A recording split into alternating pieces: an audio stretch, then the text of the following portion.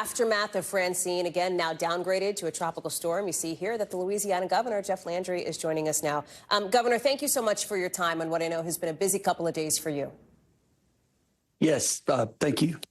So talk to me. How are people there doing right now? What is the thing that you are currently most concerned about? What's keeping you up at night right now? Well, look, right now, the most important thing we can do is get our utilities back up and online. We had almost 500,000 people without power last night. That has drastically been improved, probably by about a 50% margin. I just spent the day touring some of the most affected areas of the state and going to do it again tomorrow. And again, power is the most important thing that we need right now, is being able to get the crews up and get the lines put back in place and then get the electricity back on. How long do you think that'll take? You know, we don't know. We're hoping that by Sunday we could have that up and running. That's our hope. We do have some of the infrastructure that had been damaged during Hurricane Ida was damaged again before we had a time to repair it. And of course, that's a concern of ours as well, because hurricane season is really at its peak right now. Yeah. And so we had some issues over in the city of New Orleans and around the New Orleans metropolitan area with the heavy rainfall that came with the system. We're going to be there tomorrow talking to them, trying to work out a plan to ensure that we can get through the rest of hurricane season safely. The president approved a FEMA emergency declaration. Do you feel, Governor, that you have the support that you need from the federal government to try to get you through this moment? Well, the White House had given us a pre-landfall declaration. We sent another request for a major declaration, which we're waiting on from them. We had Senator Kennedy was with us today during the tour. He committed to making sure that Washington responds positively and we have the money necessary. But the declaration from the White House certainly would be helpful if we could get that today.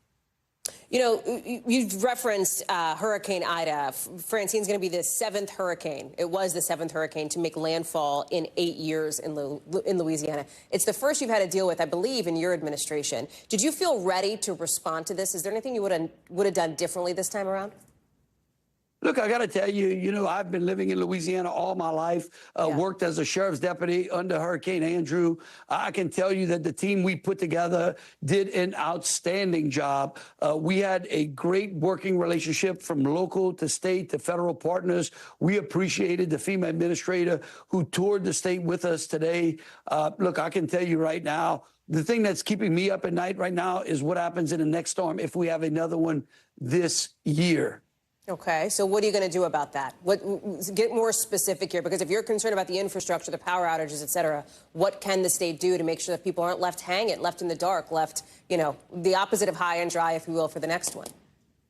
Well, again, the most important thing we can do is get the White House to give us that declaration. Okay. That'll get the money flowing down here so that we can improve those infrastructures. Again, we're going to be dealing with the city of New Orleans and the New Orleans metropolitan area tomorrow to find out what kind of failures they had that we can make sure that are not repeated if we have another storm this year. Let me ask you about the sewer system, because there was a notification that went out today down by New Orleans asking people to basically conserve water for the next couple of days while sewer repairs are made. How widespread of an issue is that? Does that extend to other parts of the state? And could that time period be extended? Well, the city of New Orleans, of course, everyone knows, is in a unique position because of its unique geographical area, right?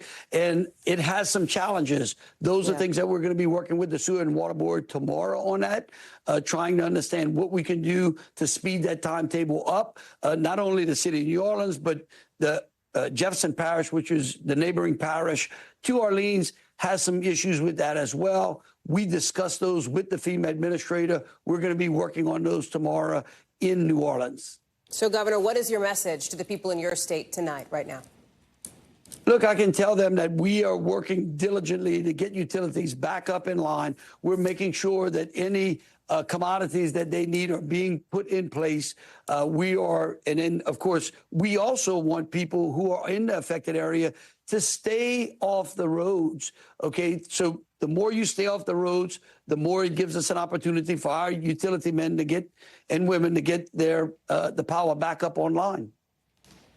Governor Jeff Landry of Louisiana, thank you so much for your time tonight, for being with us. I know you're juggling a lot. We look forward to talking with you again soon. Really appreciate it. Thanks for watching. Stay updated about breaking news and top stories on the NBC News app or follow us on social media.